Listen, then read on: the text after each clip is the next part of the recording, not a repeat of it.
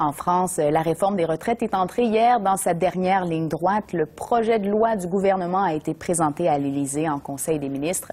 Une réforme qui devrait être adoptée pour la fin octobre. C'est du moins ce que souhaite le président Sarkozy.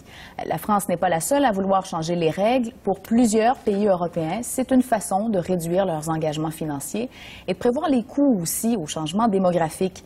Alors, quels sont les enjeux de ces réformes, des changements qui pourraient peut-être toucher les régimes canadiens? On en parle ce soir avec Martial Foucault, professeur adjoint au département de sciences politiques de l'Université de Montréal. Monsieur Foucault, bonsoir. Bonsoir. Alors, il y a tous ces projets de réforme qui sont sur la table dans plusieurs pays en Europe. Rappelez-nous les grandes lignes dans le cas de la France, par exemple. Donc la France, vous l'avez rappelé, a décidé de lancer une grande réforme du système de retraite qui va consister pendant les prochains mois à discuter est-ce qu'on allonge l'âge légal de départ à la retraite, est-ce qu'on augmente les cotisations pour les employeurs, les salariés, ou encore est-ce que l'on met un terme au système très j'allais dire, encourageant de départ à la pré-retraite auquel les Français sont très attachés et souscrivaient massivement jusqu'à présent. Et pourquoi on fait ça maintenant? C'est la récession qui a compliqué les choses? Et effectivement, depuis le mois de mars, on voit que l'Europe est secouée par une grave crise budgétaire. Donc tous les pays réfléchissent à comment un petit peu économiser de l'argent parce que chacun des pays doit présenter des budgets, on espère, de plus en plus équilibrés. Et les systèmes de retraite coûtent très cher aux finances publiques. Donc tous les pays, la Grèce, l'Espagne et maintenant la France et l'Italie, réfléchissent à comment, dans le très court terme, et ça c'est un point sur lequel on pourra peut-être discuter, mais à très court terme, comment économiser beaucoup d'argent. Et le système de retraite français est très déficitaire, plus de 30 milliards de déficit des caisses de retraite. Et on voit que la démographie ne va pas aider ces pays à changer la tendance. Pour le cas français, la France bénéficiait jusqu'à présent d'un système plutôt très favorable en termes de conditions d'accès à la retraite et du montant des pensions.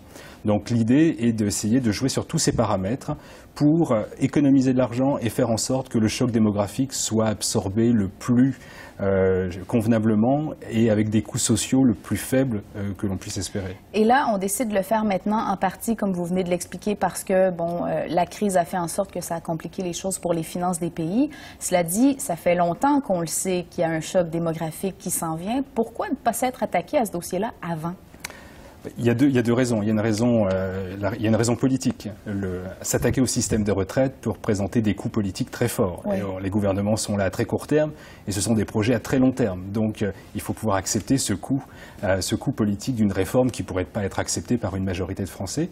Puis la deuxième raison, jusqu'à présent on a plutôt procédé, et je dirais que c'est dans l'esprit du débat social français, par petites touches pour essayer de ne pas mettre tout le monde dans la rue. Et le risque est toujours présent aujourd'hui. Donc il y a eu depuis 1993, je pense à la réforme du Premier ministre Balladur, puis François Fillon il y a maintenant 3 ans, avec des petites réformes, mais qui finalement n'ont pas réussi à colmater les trous béants du déficit du système de retraite. Et là, vous diriez que c'est une grande réforme?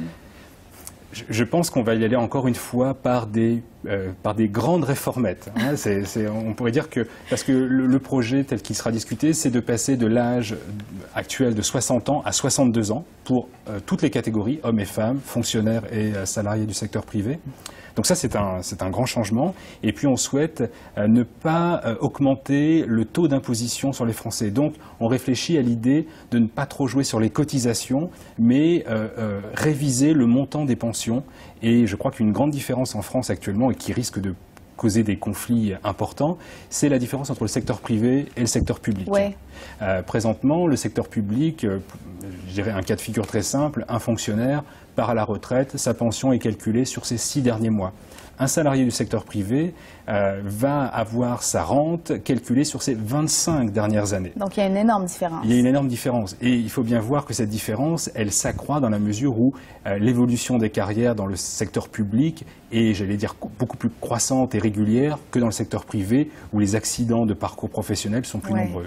Mais si on se compare, dans le cas des Français, par exemple, il y a des données de l'OCDE qui ont été publiées récemment qui nous disent que les Français sont quand même les travailleurs qui profitent des retraites les plus longues, c'est-à-dire ils quittent pour la retraite très jeunes comparativement à la plupart des travailleurs dans l'OCDE.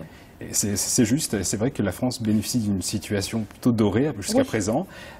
Les choses vont radicalement changé. C'est pour au moins deux raisons. Une raison très mécanique, c'est que on voit bien que l'allongement de la durée de départ à la retraite va de pair avec le nombre de trimestres ou d'années de cotisation. Donc ça, on veut augmenter aussi cette durée. Donc de facto, certes, les Français partent à 60 ans, mais si on regarde l'âge effectif, c'est pas 60 ans, c'est plutôt 58 ans. C'est plus jeune. C'est encore plus. Et ça, c'est un trait, caractéristique de presque tous les pays de l'OCDE, peut-être sauf le Canada. Dans le cas du Canada, justement, on commence à se demander, on voit tous ces projets de réforme du côté de l'Europe. On a entamé ici des consultations pour voir ce qui est possible de faire. Est-ce qu'on n'est pas un peu en retard de lancer seulement maintenant ces consultations? Je dirais que le choc démographique est peut-être un peu moins brutal que dans certains pays vieillissants de l'Europe, comme l'Italie, l'Allemagne, voire même la France. Le fait de regarder à 40, 50 ans, je pense que c'est la bonne manière de procéder. Mais après ces consultations, les paramètres sont communs à tous les pays. C'est soit on augmente le départ, l'âge de départ à la retraite. Ouais. Le Royaume-Uni a annoncé 68 ans, ce qui sera le record en Europe. Soit on augmente la cotisation, on fait peser une pression fiscale plus importante sur les employeurs et les employés. Et un autre élément très important qui distingue, radicalement le Canada de la France et d'autres pays, c'est le taux d'activité des plus de 55 ans.